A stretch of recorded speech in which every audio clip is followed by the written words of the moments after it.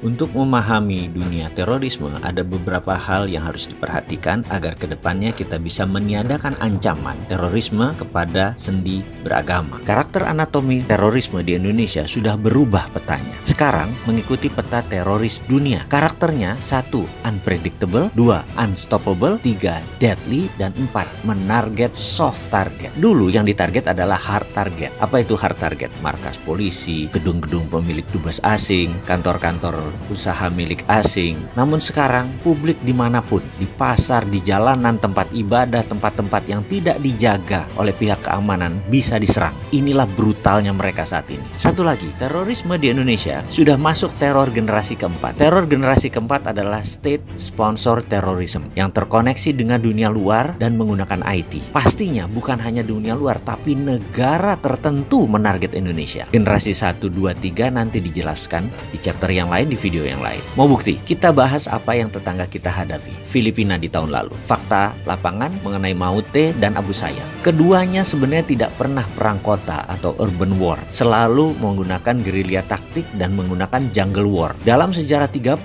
tahun rebelnya mereka itu. Tahu-tahu Maute sekarang serang terbuka di kota Marawi. Urban war, perang kota. Lah kok bisa? Ada 1000 tentara yang mendadak melakukan perang kota dan semuanya pengalaman lagi. Apa yang terjadi? Ternyata ini semua tentara impor. Ini semua mercenaries, tentara bayaran. Ini semua private army. Cara perangnya modern, taktik perangnya modern, senjatanya modern. Inilah yang disebut perang generasi keempat. Berbasis IT, berbasis sosmed, dan disponsori oleh sebuah negara. Bahkan tentara Filipina yang pada saat itu di lapangan lebih dari 10.000 pasukan tidak bisa menguasai Marawi. Bahkan hingga detik ini. Casualties atau korban lebih banyak di pihak Filipina. Bahkan 15 pertama tentara Filipina yang mati semuanya di sniper.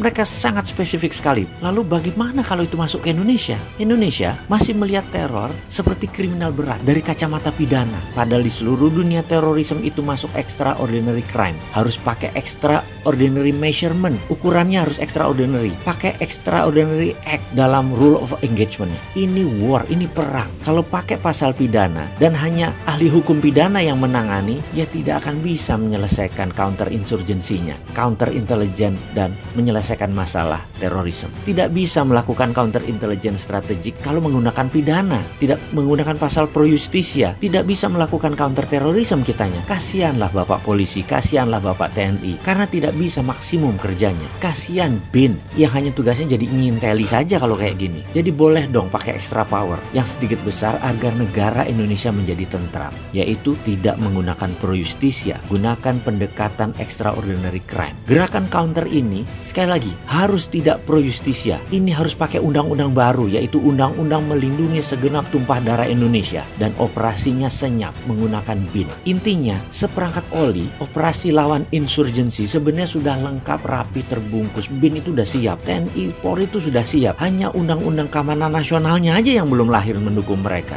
Oh iya, satu lagi yang harus kita ingat. State sponsor terorisme itu tersering pelakunya adalah Amerika. Dan sekedar mengingatkan, Amerika itu tidak pernah menang melawan insurgensi taktik. Sebenarnya kita sudah siap mengcounternya. Kedepan kita harus menjadi negara damai tanpa pengaruh ideologi asing yang suka berperang. Selesaikan mereka semua.